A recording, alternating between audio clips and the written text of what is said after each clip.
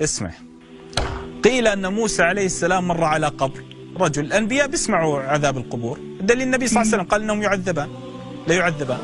فموسى عليه السلام وجد رجل يعذب فمشى، فلما جن الليل رجع موسى بنفس الطريق وجد القبر ينعم ونور وملائكة وما عرف ايه، فقال يا رب صباحا يعذب مساء ينعم.